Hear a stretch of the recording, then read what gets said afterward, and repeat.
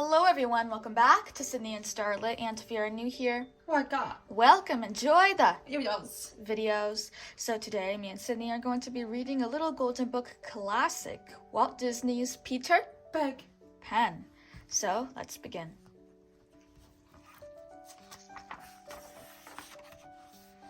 In a quiet street in London lived the Darling family. There were Father and Mother Darling, Wendy, Michael, and John, as well as the children's nursemaid, Nana, a Saint Bernard.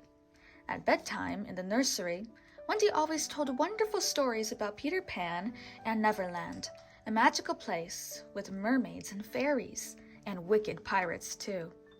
John and Michael liked best of all to play pirate. They had some fine slashing duels between Peter Pan and his archenemy, the pirate Captain Hook. Father Darling did not like this kind of play.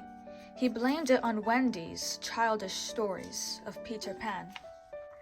"It is time for Wendy to grow up," decided Father Darling. "This is your last night in the nursery, Wendy girl." All the children were much upset at that. Without Wendy, there would be no more stories of Peter Pan. That very evening, who should come to the nursery but Peter Pan and a fairy named Tinkerbell? It seemed Peter had been out looking for his lost shadow. When he overheard that Wendy was to be moved from the nursery, he hit upon a plan. "I'll take you to Neverland with me to tell stories to my lost boys," he decided as Wendy sewed his shadow back on. Wendy thought that was a lovely idea, if Michael and John could go too. So Peter Pan taught them all to fly with happy thoughts and faith and trust and a sprinkling of Tinkerbell's pixie dust. Then out the nursery window they sailed, heading for Neverland while Nana barked frantically below. Back in Neverland, Captain Hook was grumbling about Peter Pan. You see, once in a fair fight long ago, Peter Pan had cut off one of Captain Hook's hands, so that he had to wear a hook instead. Then Pan threw the hand to a crocodile who enjoyed the taste of Hook so much that he had been lurking around ever since, hoping to nibble at the rest of him. Fortunately for the pirates, the crocodile had also swallowed a clock. He went tick-tock when he came near, which gave a warning to Captain Hook. Now, as Captain Hook grumbled about his young enemy, there was a call from the crow's nest. "Peter Pan, ahoy!" "What? Where?" shouted Hook, twirling his spyglass around in the sky. And then he spied Peter and the children pausing for a rest on a cloud. "Swaggle me eyes! It is Pan!" Hook gloated. "Pipe up the crew! Man the guns! We'll get him this time at last!" "Oh, Peter, it's just as I dreamed it would be, Mermaid Lagoon and all," Wendy said as a cannonball ripped through the cloud beneath their feet. "Look out!" cried Pan. "Tinkerbell, take Wendy and the boys to the island. I'll stay here and draw Hook's fire." Away flew Tinkerbell as fast as she could go. In her naughty little heart, she hoped the children would fall behind and be lost. She was especially jealous of the Wendy girl, who seemed to have won Peter Pan's heart. Straight through the Neverland jungle, Tink flew, down into a clearing beside Hangman's tree. She landed on a toadstool, bounced to a shiny leaf, and pop! A secret door opened for her in the knots of the old hollow tree. Zip! Down a slippery tunnel Tink slid. She landed at the bottom in an underground room, the secret house of Peter Pan. Ting-a-ling! She tinkled, trying to awaken the sleeping lost boys. At last, rather grumpily, they woke up and stretched as they listened to Tinkerbell. "What? Peter Pan wants us to shoot down a terrible Wendy bird? Lead us to it!" they shouted, and out they hurried.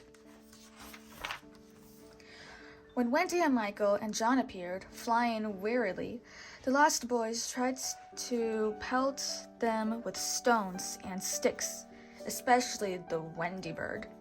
Down tumbled Wendy, all of her happy thoughts destroyed. Without them, no one can fly. "Hooray! We got the Wendy bird!" the lost boys shouted. But then Peter Pan arrived. How angry he was when he discovered that the boys had tried to shoot down Wendy, even though he had caught her before she could be hurt. "I brought her to be a mother to us all and to tell us stories," he said. "Come on, Wendy," said Peter. "I'll show you the mermaids. Boys, take Michael and John to hunt some Indians." So Peter and Wendy flew away, and the boys marched off through the forest, planning to capture some Indians. There were wild animals all around, but the boys never thought to be afraid, and not a creature harmed them as they went through the thick woods. "First, we'll surround the Indians," John decided. "Then, we'll take them by surprise." John's plan worked splendidly, but it was the Indians who used it. Disguised as moving trees, they quietly surrounded the boys and took them by surprise. Soon, bound with ropes, the row of boys marched away, led by the Indians to their village on a cliff. "Don't worry, the Indians are our friends," the lost boy said, but the chief looked stern. Meanwhile, on the other side of the island, Wendy and Peter were visiting the mermaids in their peaceful mermaid lagoon. As they were chatting together, Peter suddenly said, "Hush!" A boat from the pirate ship was going by. In it were wicked Captain Hook and Smee, the pirate cook. And at the stern, all bound with ropes, sat Princess Tiger Lily, daughter of the Indian chief. "We'll make her talk," sneered Captain Hook. "She'll tell us where Peter Pan lives, or we'll leave her tied to slippery Skull Rock, where the tide will wash her over." But proud and loyal Tiger Lily would not say a single word. Peter and Wendy flew to Skull Rock. Peter, by imitating Hook's voice, tried to trick Smee into setting Tiger Lily free. That almost worked, but Hook discovered the trick and came after Peter with his sword. Then, what a thrilling duel they had, all over the rocky cave where Princess Tiger Lily sat with the tide up to her chin. Peter won the duel, and rescued Tiger Lily just in the nick of time. Then away he flew to the Indian village to see the princess safely home, and Wendy went along behind. When Peter and Wendy brought Tiger Lily home, the chief set the captives free. Then what a wonderful feast they had. All the boys did Indian dances and learned wild Indian chants, and Peter Pan was made a chief. Only Wendy had no fun at all, for she had to help the squaws carry firewood. "I've had enough of Neverland," she thought grumpily. "I'm ready to go home now." While the Indian celebration was at its height, Smee the pirate cook captured Tinker Bell and took her back to the pirate ship. He presented Tink to Captain Hook. "Ah, Miss Bell," said Hook sympathetically. "I've heard how badly Peter Pan has treated you since that scheming girl Wendy came. How nice it would be if we could kidnap her and take her off to sea to scrub the decks and cook for the pirate crew." Tink tinkled happily at the thought. "But alas," sighed Hook, "we don't know where Pound's house is, so we cannot get rid of Wendy for you."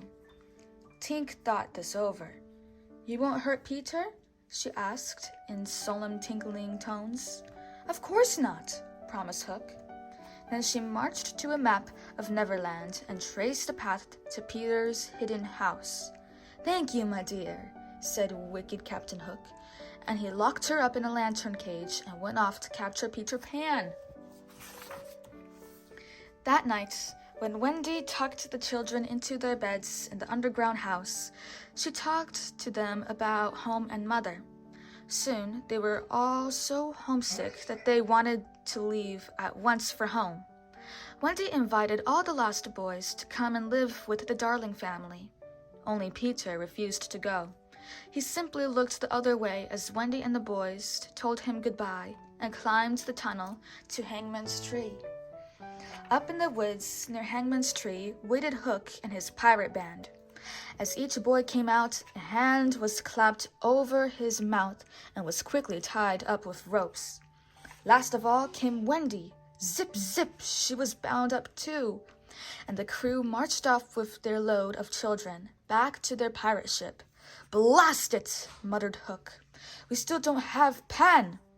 So he and Smee left a wicked bomb wrapped as a gift from Wendy for poor Peter to find. Very soon, they hoped, Peter would open it and blow himself straight out of Neverland. On the pirate ship, Captain Hook demanded that Wendy and the boys became pirates. "Never!" Wendy cried. "Then you shall be the first to walk the plank, my dear," said Hook. In the excitement, no one noticed that Tinker Bell had escaped and flown off. Wendy said goodbye, bravely, walked out the long, narrow plank, and disappeared. Everyone listened, waiting for a splash, but none came. Then they heard a familiar sound. It was Pan! Warned by Tinker Bell, he had arrived just in time to scoop up Wendy in midair and fly her to safety. "This time you have gone too far, Hook," Peter cried. He swooped down from the rigging, all set for a duel. What a duel it was! While they fought, Tinker Bell slashed the ropes that bound the boys, and they beat the pirates into jumping overboard and rowing away in their boat. Then Peter knocked Hook's sword overboard, and Hook jumped too. When the children last saw the wicked Captain Hook, he was swimming for the boat, with the crocodile tick-tocking hungrily behind him. Peter Pan took command of the pirate ship. "Heave those halyards, up with the jib, we're sailing to London," he cried. "Oh, Michael, oh, John," cried Wendy, "we're going home." And sure enough, with happy thoughts and faith and trust and a liberal sprinkling of pixie dust, away flew that pirate ship through the skies till the gangplank was run out to the Darling's nursery windowsill. But now that they had arrived, the lost boys did not want to stay. "We've sort of decided to stick with Pan," they said. So Wendy, John, and Michael waved goodbye as Peter Pan's ship sailed off through the sky, taking the lost boys home to Neverland, where they still live today. That is the end. So that is it for today, everyone. I really hope you all enjoyed it, and we'll see you all next time. Bye-bye. Bye-bye. Pick out your favorite page.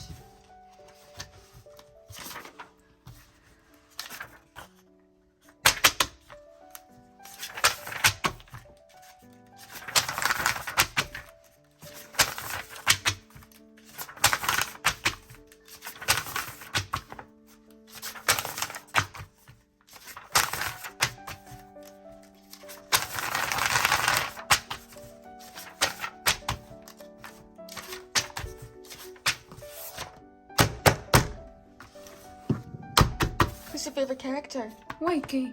Wendy, good choice. Bye-bye!